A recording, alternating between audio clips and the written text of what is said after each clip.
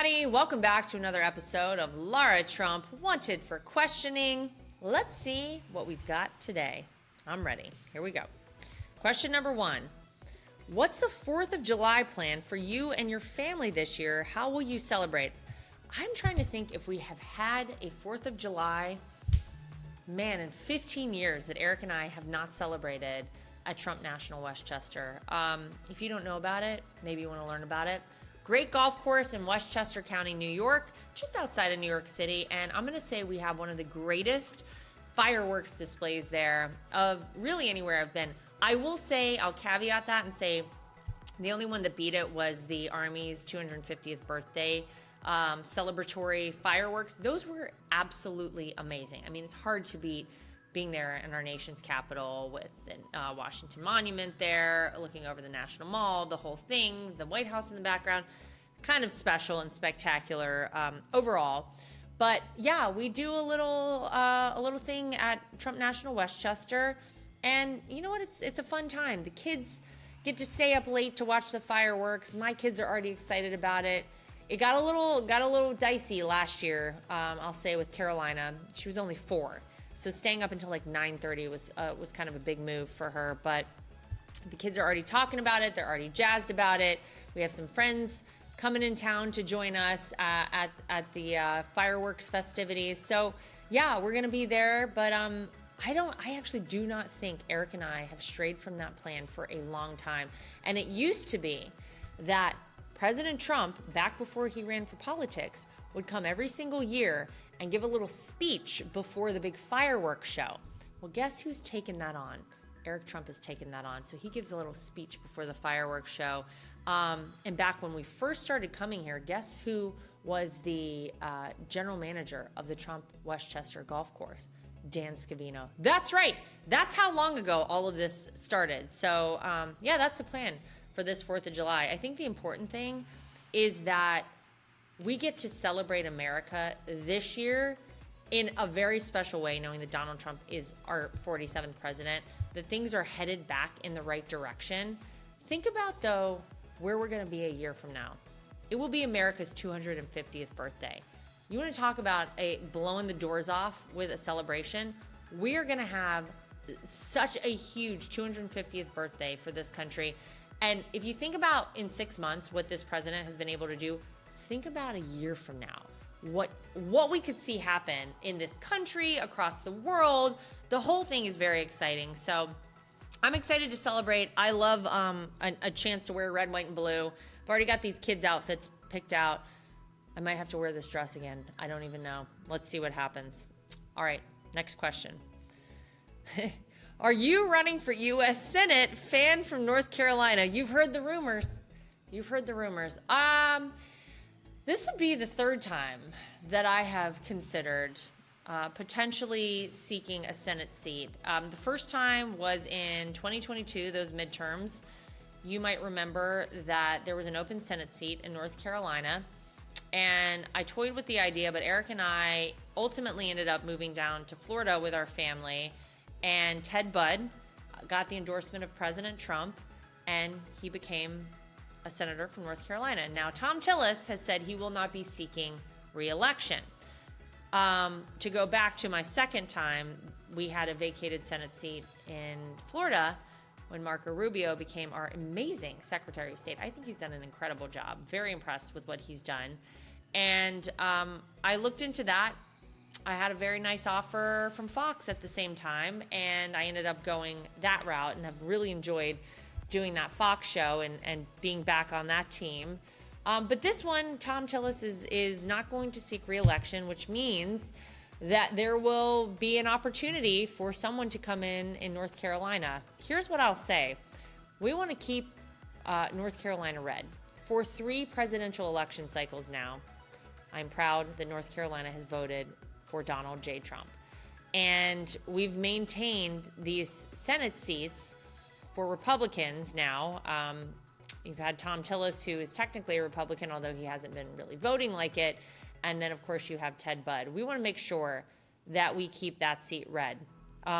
So maybe it's me. Maybe it's somebody else. Something I'm thinking about. This all just kind of came to fruition over the weekend. as many people know. So stay tuned. I'm thinking about a lot of things. Would have to make some moves for our family, but life is so interesting, and I think that our family has learned that sometimes those moves are absolutely incredible and lead to really interesting things. I wouldn't be sitting here today doing this show, doing the things I'm doing without making some kind of giant leaps that maybe I wasn't sure I was ready for. So we'll see what happens. Stay tuned. I will say I'm a big fat maybe on that one. Okay, next question. How do you make time as a family with all the work I see you do on TV? Well, look, I think that when you're present, you got to be really, really present. I try to make sure that I spend as much time with my kids doing the mundane stuff, the drop-offs. Now it's for camp, they're out of school for the summer, but drop-offs and pick up for camp, making sure that, we do just basic stuff. I take them with me to walk the dogs, or, I take them to jujitsu, which they are still doing, by the way, in New York over the summer, because those things are important, and you get such a finite amount of time with your kids. My kids are 5 and 7, and they want me around right now. And I know that doesn't last forever. 5 years from now, even, I don't know if they're going to both want me around all the time. So I'm trying to make the best of it. And Eric's the same way. We reserve every Sunday night for dinner with the kids. What it's turned into in the summer has been that a lot of our friends in the New York area who we don't get to see during the school year all kind of come together. They have kids, so the kids get to play outside while the adults are getting food together and ordering inside or whatever it is we're doing. Then everybody kind of comes together and has a nice Sunday night. But we have reserved Sundays as our day as a family, and we try never to break that. Eric and I try not to travel on a Sunday. We try not to work on a Sunday evening because we want to be together as a family. So look, I think a lot of people are like this. You feel like you're running around all the time. Life is crazy. We're all busy. But whenever we're together, it's very meaningful. And I'll tell you, I go out of my way to try to make sure that I'm doing everything I can for the kids, for the dogs, for my husband.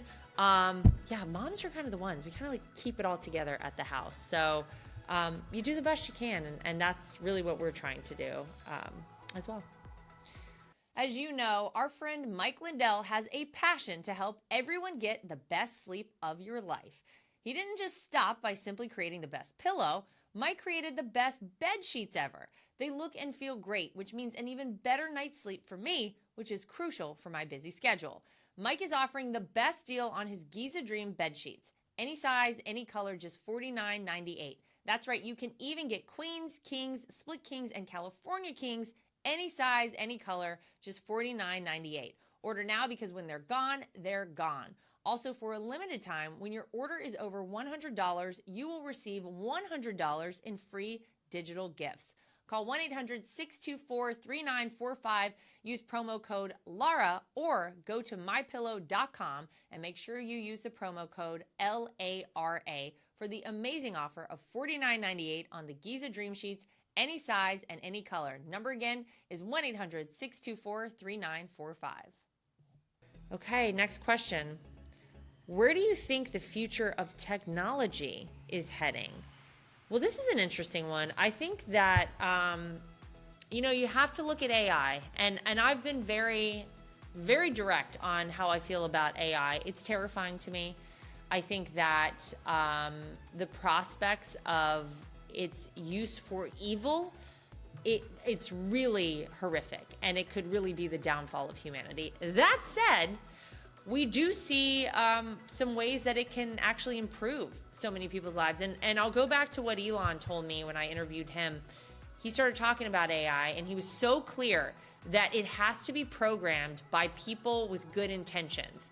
Because if it is not, it could just wreak havoc on our entire world. And I get that. I get exactly what he's saying. But Elon also is saying that, people who have been born blind we're on the precipice of actually allowing them to see.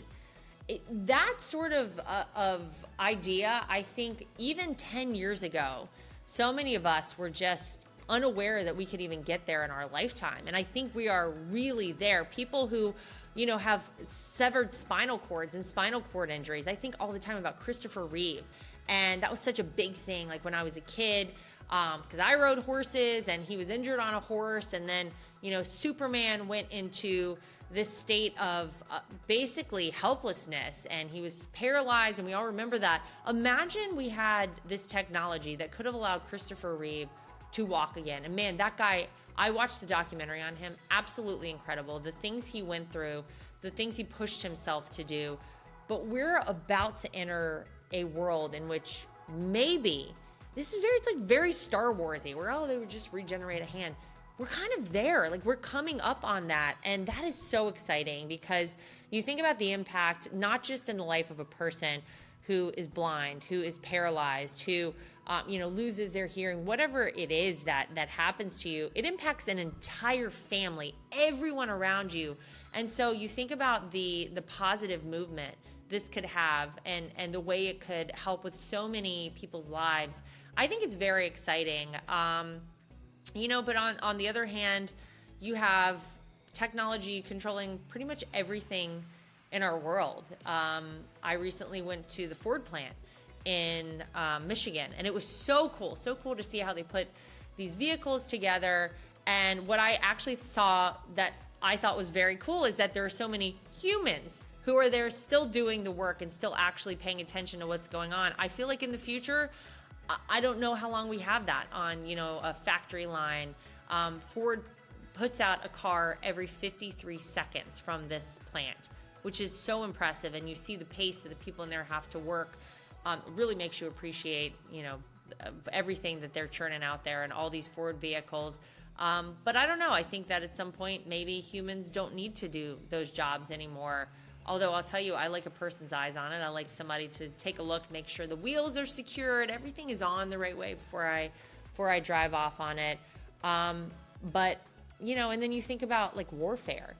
Think about how different warfare, because of technology, is right now and could be, God forbid, we have to deal with it in the future, versus even 80 years ago for World War II. You are probably never going to see a war fought like we had to do in World War II. And now I know there's the Russia-Ukraine situation, and that's sort of kind of trench warfare they're over there doing. But if America had to, God forbid, ever get in a battle, you've got this drone technology. You have all these advantages that mean that we have to send fewer people in the line of fire. I think that's very exciting. Again, I hope we never have to use it. I hope we never see a day like that. And maybe it's a deterrent for anybody to even start at anything, because you don't even need to have people go places. A lot of times it can just be these machines. So it's all very exciting. That was a very long answer to that question, but yeah, there's a lot, I think, on the horizon for technology.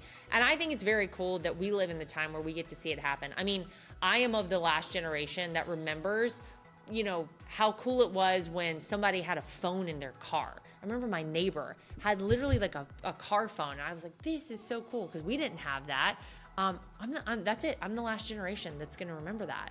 And so to see the advancement that has been made, it's amazing. Now I sound like an old person. Congrats to me. Okay, final question. Activity update on Luke and Carolina. What are they most interested in now? Oh, this is fun. Well, like I said, they're both still doing jiu-jitsu. We have a great gym we go to up here in New York for the summer when we're up here. And they're at this really fun camp.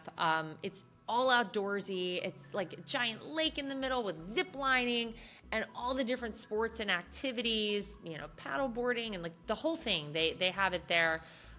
So that's really cool, and they're really into that.